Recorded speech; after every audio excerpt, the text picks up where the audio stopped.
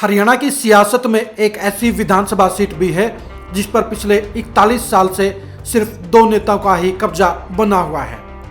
हम बात कर रहे हैं महेंद्रगढ़ सीट की। महेंद्रगढ़ सीट पर 1982 से लेकर अब तक सिर्फ दो ही नेता एमएलए बनते आए हैं, जिनके नाम हैं रामविलास शर्मा और राव दान सिंह। महेंद्रगढ़ की जनता ने 5 बार जहां रामविलास शर्मा को एमएलए बनाया तो 4 बार राव दान सिंह भी चुनाव जीतने में सफल रहे।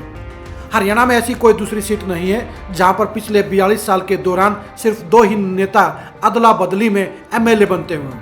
और खास बात यह भी है कि 4 बार लगातार जहां रामविलास शर्मा विधायक रहे, वहीं 3 बार हैट्रिक लगाने का काम राव दान सिंह ने भी किया।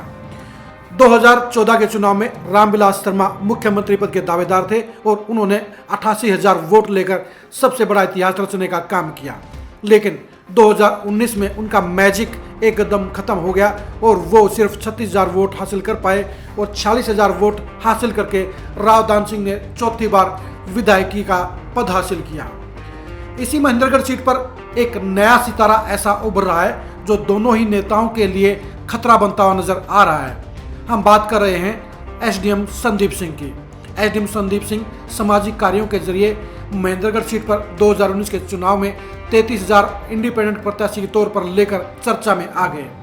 अब संदीप सिंह 2024 के चुनाव के लिए भी ताल ठोक रहे हैं और यहां पर सबसे ज़्यादा एक्टिव होकर दोनों ही महारथियों के लिए परेशानियां खड़ी करने का काम कर रहे हैं। जी हां, 33,000 वोट से जहां रामविलास शर्मा सिर्फ 3,000 वोट आगे थे, वहीं राव दान सिंह भी सिर्फ 13,000 वोट ही संदीप सिंह से आगे थे। 2024 के चुनाव में ऐसा भी हो सकता है कि 42 साल की दोनों ही नेताओं की चौधर यहां पर चकनाचूर हो जाए और एसडीएम संदीप सिंह विधायक बन जाएं।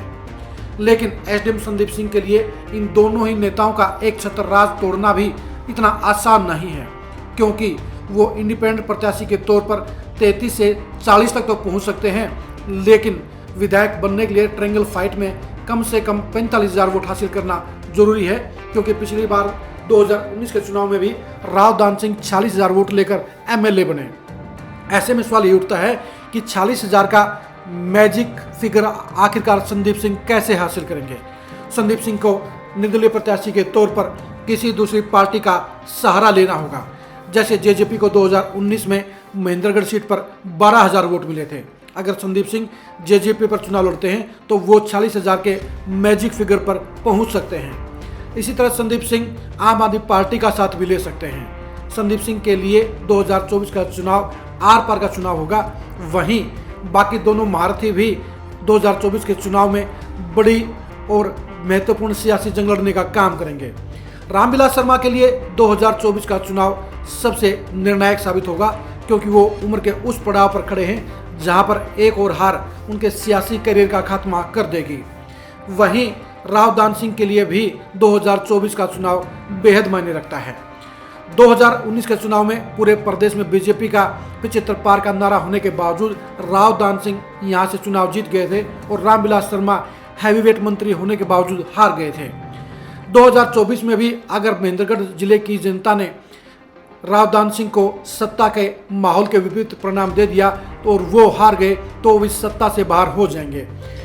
दोनों ही नेताओं के पास न तो धन की कमी है और न ही बल की कमी है, यानी दोनों ही धनबल और बाहुबल और जनबल के बलबूते पर पिछले 42 साल से महेंद्रगढ़ की जनता पर राज करते आए हैं।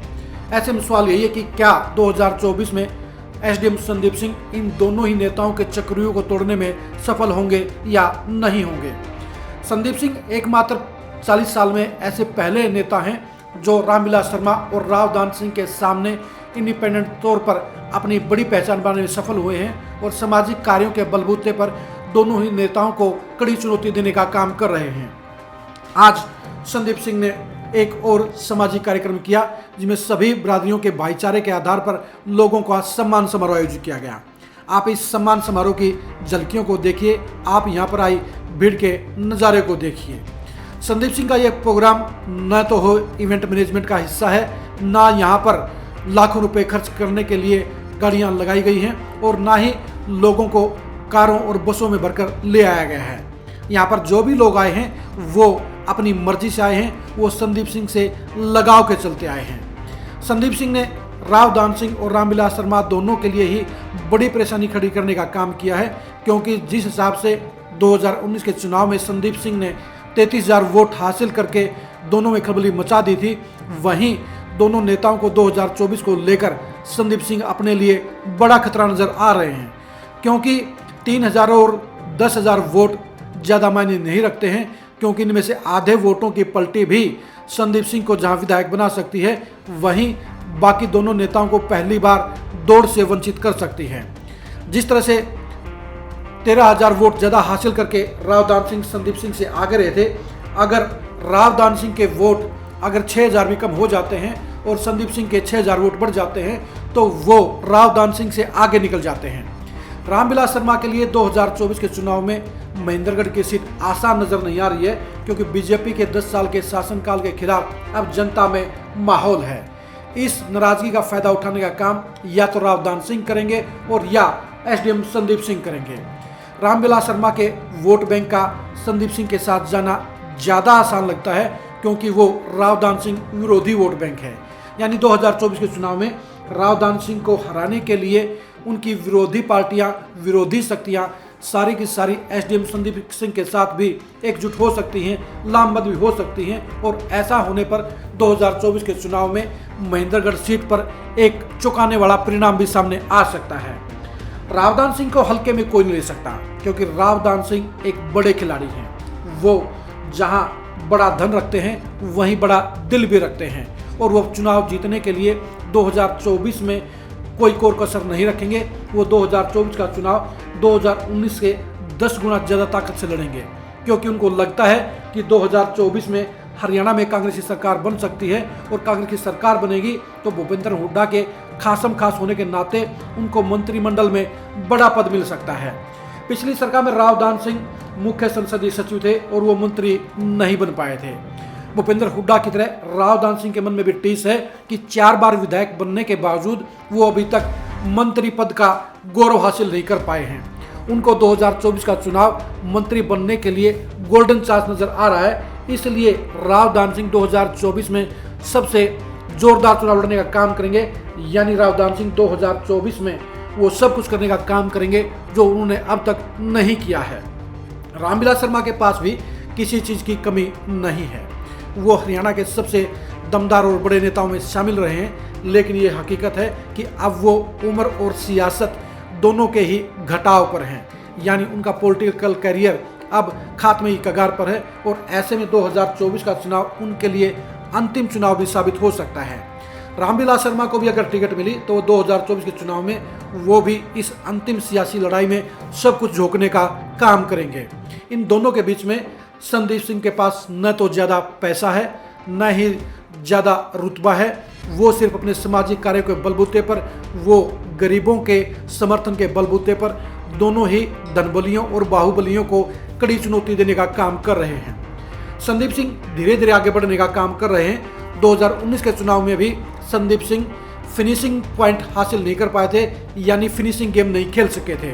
2024 के चुनाव के अंदर भी संदीप सिंह के सामने यही चुनौती होगी कि वो रावदान सिंह और रामविलास शर्मा के सामने चुनाव जीतने के लिए अपनी चुनाव मैनेजमेंट को कितनी धारदार बनाते हैं, वो अपना बूथ मैनेजमेंट कैसे करते हैं, और दोनों ही नेताओं के विरोधी वोटरों को अपने साथ जोड़ने का काम कैसे करते हैं। यानी 2024 के चुनाव में संदीप सिंह के सामने महेंद्रगढ़ में नया इतिहास रचने का गोल्डन चांस मौजूद है।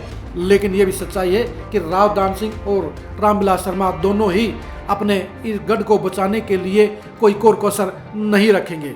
यानी 2024 का चुनाव महेंद्रगढ़ सीट पर वेरी स्पेशल साबित होता हुआ नजर आएगा, जहां दान सिंह 5वीं बार विधायक बनकर रामविलास शर्मा की बराबरी करने का प्रयास करेंगे, तो वहीं रामविलास शर्मा भी जीत के साथ अपनी सियासी करियर की विदाई करना चाहेंगे। इनके बीच में संदीप सिंह अपनी नौकरी को कुर्बान करने के बाद अब महेंद्रगढ़ से विधायक बनकर एक सियासी पारी के तौर पर विधायक का लेबल लगाकर क्लब 90 में शामिल होने का भरसक प्रयास करेंगे।